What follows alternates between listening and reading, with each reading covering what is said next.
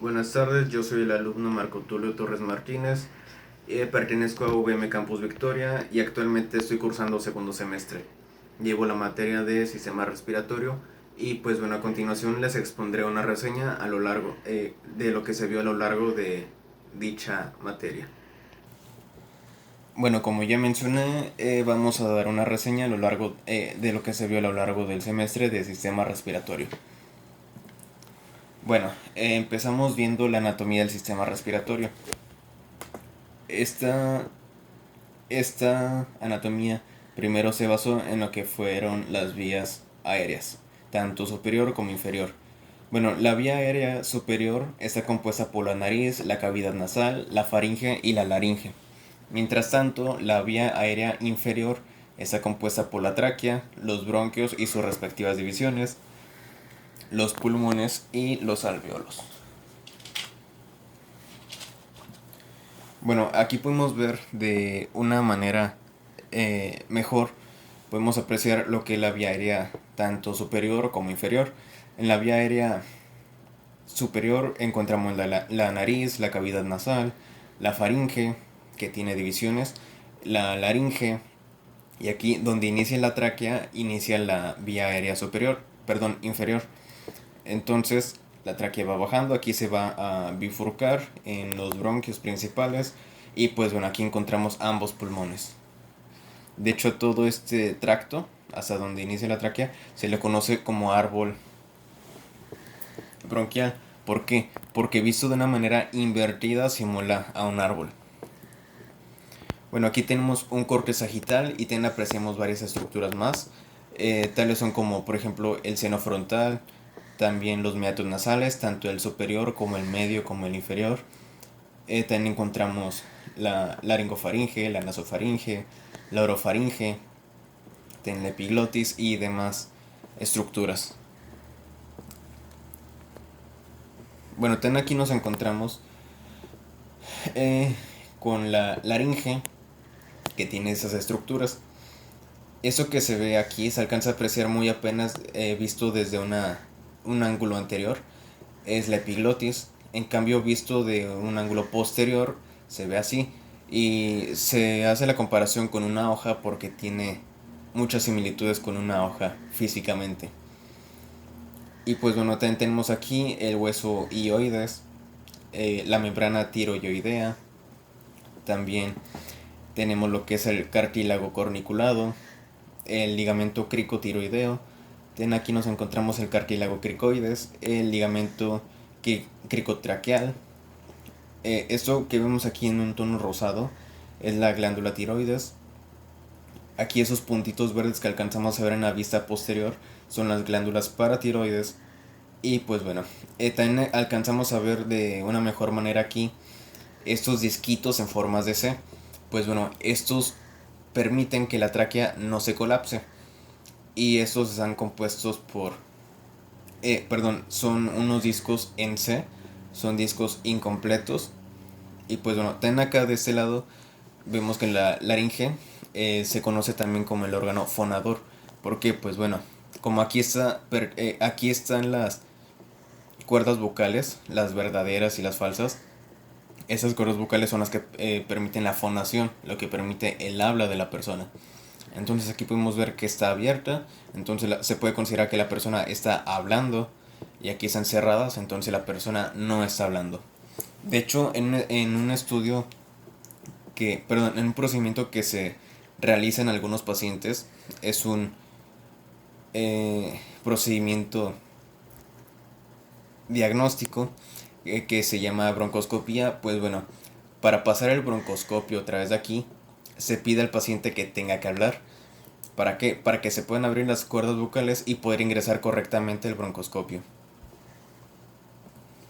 Bueno, aquí podemos ver de una manera todavía más detallada la vía aérea inferior. Aquí vemos nuevamente la laringe, la tráquea, con sus respectivos discos incompletos. Aquí, como ya había mencionado al inicio, está la localización de la carina. Entonces, a partir de aquí se bifurcan los bronquios principales, el izquierdo y el derecho.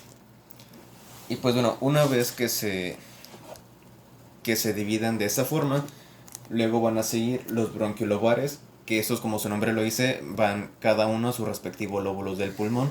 En el caso del pulmón derecho encontramos tres lóbulos, el superior, el medio y el inferior, ya que está dividido por una línea oblicua y una línea horizontal. Y del pulmón izquierdo solo vamos a contar con dos bronquiolobares porque solamente tiene dos lóbulos, el superior y el inferior, ya que solo está dividido por una línea oblicua. Y pues bueno, aquí vemos también lo que es el... Ah, perdón, me faltó también decir acerca de los bronquios segmentarios y posteriormente los bronquiolos y por último los bronquios terminales.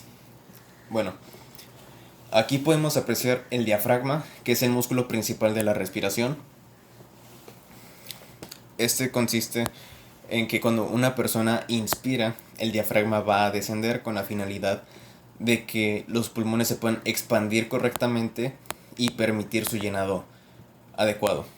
Entonces, cuando la persona expira, lo que sucede es que el diafragma va a ascender para comprimir el contenido de los pulmones y así la persona pueda exhalar el dióxido de carbono que fue absorbido por los alvéolos.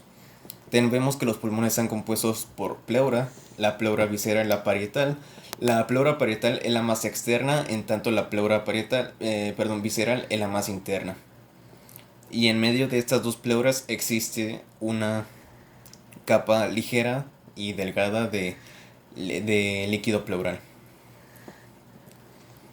Bueno, aquí también vimos la radiografía de tórax, que pues bueno, aquí checamos más que nada que estuviera correctamente tomada, de lo contrario no se iba a poder interpretar bien. Tenemos que revisar que no esté radiopaca, que no esté radiolúcida. Se considera que es una radiografía bien tomada cuando se alcanzan a apreciar de 8 a 10 arcos costales. En este caso aquí sí se aprecian hasta 10 arcos costales. Aquí se aprecian las clavículas, aquí vemos la tráquea y demás estructuras. Bueno, a continuación hablaré acerca de la fisiología del aparato respiratorio, que también vimos a lo largo del semestre. Quise resumir lo del libro de fisiología de Guyton en los dos capítulos a mi parecer más importantes, que es la ventilación pulmonar y los principios físicos del intercambio gaseoso. Bueno, la ventilación pulmonar son esos procesos donde la persona va a ventilar el pulmón mediante la inspiración, que se usa algunos músculos respiratorios para poder elevar la caja torácica en algunas situaciones y que el pulmón se expanda adecuadamente. Y pues bueno, ahora los principios físicos del intercambio gaseoso trata de esto. El alvéolo, cuando la persona inspira, el alvéolo se va a oxigenar. Vemos que tiene una presión de oxígeno de 104 milímetros de mercurio. En tanto el capilar arterial pulmonar tiene una presión de oxígeno de 40 milímetros de mercurio. Lo que va a suceder aquí es que va a haber un proceso a favor del gradiente de concentración, que significa que donde hay una mayor presión va a pasar a donde hay una menor. Y pues bueno, así es como sucede el intercambio gaseoso. Llega la sangre desoxigenada a través del capilar pulmonar, entonces el alvéolo, como tiene una presión mayor de oxígeno, va a difundir hacia el capilar. En tanto, el alvéolo, cuando recién se inspira, se tiene poca cantidad de dióxido de carbono, mientras el capilar pulmonar trae una gran cantidad. Entonces va a suceder lo mismo también a favor del gradiente de concentración. El dióxido de carbono se va del capilar pulmonar, llega al alvéolo y pues bueno, cuando la persona expira, el alvéolo libera ese dióxido de carbono que se absorbió. Ahora hablaré acerca de la exploración física del sistema respiratorio, que pues bueno, esto consta de 4 pasos: la inspección, la palpación, la percusión y la auscultación. La inspección, aquí viene el concepto como la actitud espontánea del paciente, que nos puede brindar datos valiosos en cuanto al alivio o el empeoramiento de sus síntomas. Y pues bueno, eso es más que nada la observación. En este caso, la inspección nos va a ayudar, por ejemplo, cuando vemos un paciente que trae una frecuencia respiratoria muy alta, el tórax se va a estar moviendo constantemente, se va a estar moviendo a una velocidad más alta de lo que debería. O igual cuando presenta otras patologías, se podrán observar a través de la inspección. Bueno, tenés la palpación, que esta consiste en aplicar el sentido del tacto en ese caso del médico, con el paciente, ya sea en una actitud pasiva o activa, cuando se le solicita alguna maniobra. Bueno, también está la percusión, que esto es aplicar un golpe, en ese caso sobre los espacios pulmonares, y el resultado obtenido va a ser un sonido. Entonces, en ese caso, si el contenido del pulmón, por ejemplo, en el caso de un neumotórax, eh, va a haber exceso de aire, entonces va a producir un sonido con una determinada resonancia. Y si el paciente tuviera, por ejemplo, una pleuritis, un derrame pleural, pues se va a escuchar de otra forma. Y pues bueno, finalmente tenemos la auscultación, que para eso vamos a requerir el estetoscopio para poder escuchar los sonidos producidos por el paso del aire y por la voz. Bueno, a continuación hablaré de una patología en las vías respiratorias, que en mi caso elegí la neumonía adquirida en la comunidad. Bueno, esta afecta principalmente en la inflamación del parénquima pulmonar y es ocasionada principalmente por virus, por bacterias, por hongos que hay en el ambiente. Y pues bueno, hay dos cuadros principales, el cuadro típico y el cuadro atípico. Cuando es una neumonía atípica, pues se va a presentar un cuadro agudo con fiebre alta, escalofríos, dolor torácico de tipo pleurítico y tos productiva con esputo purulento. En la auscultación pulmonar se van a detectar crepitantes y datos de condensación en los espacios aéreos. Se va a escuchar un soplo tubárico o egofonía. En la radiografía de tórax existe una condensación homogénea y bien delimitada que suele afectar a un lóbulo o a un patrón alveolar.